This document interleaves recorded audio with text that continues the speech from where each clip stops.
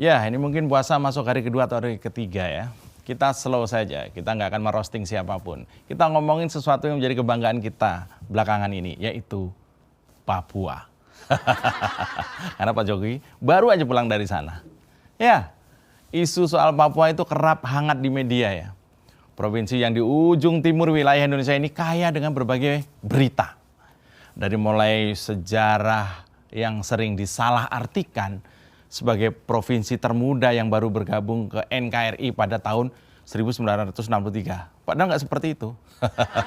Ya, Bung Karno sendiri pernah mengatakan bahwa wilayah Papua sejak awal termasuk wilayah Indonesia sebagai wilayah jajahan Belanda.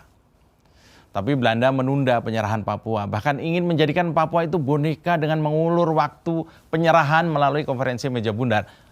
Masih ingat kan konferensi meja bundar? Waktu SD kan sering kita bahas itu. Ya, konferensi meja bundar. Bung Karno yang nggak sabar akhirnya menggelar operasi Trikora untuk merebut kembali Papua. Nah, itu sedikit sejarah tentang Papua ya.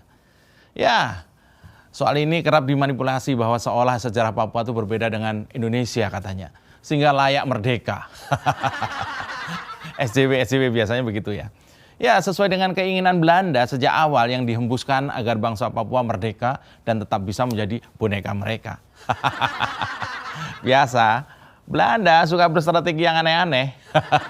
Dikiranya kita nggak tahu. Ya, kemudian setelah Papua kembali ke pangkuan Indonesia, celakanya pembangunan Indonesia mengalami ketimpangan luar biasa. Jawa sentris orang menyebutnya. Pembangunan di Jawa luar biasa cepatnya, sementara di Papua lambatnya sulit dilogika. Kalau dikaitkan dengan kekayaan alam yang dimiliki oleh Papua, sulit dinalar. Salah satu tambang terbesar di dunia adalah emas Papua, yang dikelola oleh perusahaan Freeport dari Amerika. Sejak zaman Soeharto, pengerukan emas Papua luar biasa. Tapi kontribusi terhadap masyarakat sekitar dari keuntungan yang diperoleh bisa dikatakan nggak ada. Tapi itu dulu, ya kan? Kemiskinan, keterbelakangan pembangunan, dan sederet masalah kemanusiaan kerap menjadi isu panas yang memojokkan pemerintah Indonesia. Dan itu berlangsung sampai sekarang. Sebagian kecil warga Papua yang berpikiran radikal dan tidak sabar memilih, angkat senjata dengan tuntutan Papua merdeka. Ya, kita kuliti lagi tentang Papua ini dan ada apa di sana kok masyarakatnya sangat senang sekali dengan Pak Jokowi setelah yang satu ini.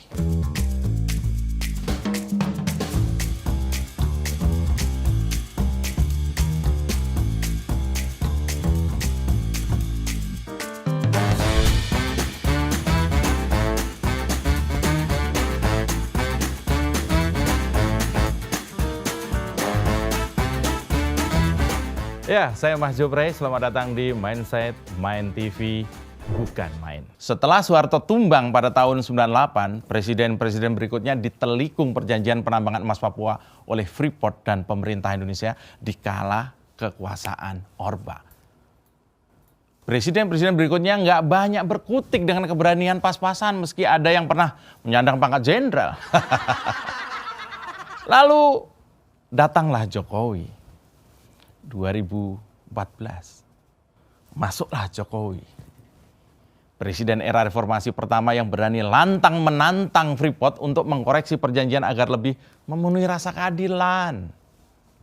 Sejak awal Presiden Jokowi telah meminta agar skema perjanjian dengan Freeport diubah biar lebih menguntungkan Indonesia.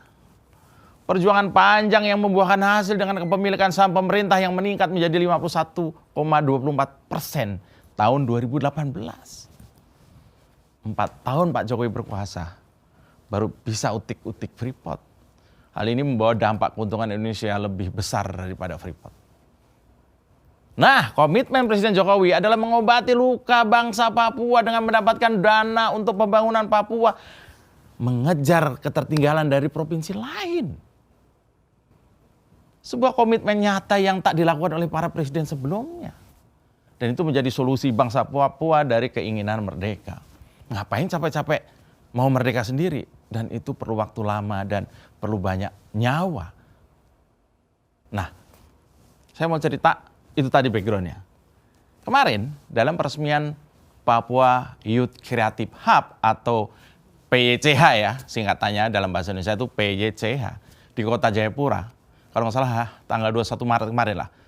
Ada bersama Kepala BIN, kemudian juga ada Menteri Pertahanan Prabowo yang belakangan ini kerap diajak menemani Pak Jokowi keliling negeri. Presiden mengungkapkan komitmennya terhadap Papua, bahwa tanah Papua telah menjadi prioritas pemerintah dalam mewujudkan pembangunan yang Indonesia sentris. Nah, salah satu komitmen pemerintah adalah pada pembangunan sumber daya manusia melalui Youth Creative Hub atau PYCH tadi yang dibangun oleh Kementerian PUPR dengan berbagai fasilitas. Peletakan batu pertamanya sih tahun 2001 ya, dan baru selesai berapa waktu lalu. Ini sebuah pencapaian kerja yang luar biasa atas atensi Presiden Jokowi. PYCH ini apa sih? Kok kayaknya heboh banget, viral banget di anak-anak muda Papua. Nah, PYCH itu akan digunakan oleh generasi muda Papua yang juga merupakan anggota Papua Muda Inspiratif sebagai wadah untuk cipta kerja, seni, dan budaya serta pengembangan kapasitas SDM Papua. Nah, dan BIN selama ini sebagai penggerak dan fasilitator anak-anak muda Papua yang tergabung dalam komunitas Papua Muda Inspiratif, PMI ya, PMI-nya bukan PMI darah nih. PMI-nya itu adalah Papua Muda Inspiratif. Ini luar biasa nih. Yang sudah berjumlah 12.800 orang. Dan mereka adalah anak-anak muda Papua. Telah menginspirasi anak-anak muda Papua menjadi petani milenial, nelayan milenial, peternak milenial, bisnismen, entrepreneur di bidang seni dan budaya. Nah, visi misi mulia PYCH tadi adalah agar anak-anak muda Papua menjadi motor penggerak masa depan di berbagai sektor kehidupan Papua melalui kemitraan skala nasional, internasional, yang ujungnya dapat meningkatkan kesejahteraan masyarakat Papua, gitu loh. Jadi sekarang nggak bisa main-main lagi sama anak-anak Papua. Mereka sudah punya fasilitas, difasilitasi oleh negara lewat BIN dan PUPR, supaya mereka bisa, contohnya mungkin buat studio konten begini, bisa menyemarakkan bisnis UMKM, bisa menggunakan, karena ada juga, setahu saya, ada juga jaringan internet yang lumayan kencang di sana. Bayangkan, kurang apa lagi? Dengan fokus pada pembangunan sumber daya manusia Papua, optimis akan lahir anak-anak muda Papua dengan segenap prestasi dan reputasi yang akan tumbuh dari PYCH tadi. PYCH itu apa ya? Kayak pusat kegiatan lah, hub lah. Tapi difasilitasi, bukan cuma tempat, bukan cuma listrik, tapi juga koneksi internet. Studio itu banyak sekali di sana. Selain PYCH tadi, pembangunan infrastruktur jalan Trans Papua itu 3.400 km juga telah dibangun di tanah Papua. Jalan di perbatasan itu 1.000 km lebih. Ada jembatan Yutefa itu 1,3 km ada di Jayapura. Itu top banget. Ada bandara Dominic Edward. Itu di Sorong juga diperbaiki terminalnya. Itu kata Pak Presiden, bukan kata saya. Bandara di Wamena telah dibangun, kemudian juga pembangunan lintas batas di 3 lokasi, di Skau, kemudian juga di Sota, dan yang terakhir di Yetetkun Bovendigul. Itu kata Pak Jokowi kemarin. Wah, saya lihatnya aja merinding. Ini sebuah kerja yang luar biasa dalam kurun waktu kurang dari 10 tahun. Bayangkan, berpuluh-puluh tahun Papua ini seperti anak tiri. Begitu datang Pak Jokowi, ini seperti bukan anak kandung lagi, anak emas seolah-olah.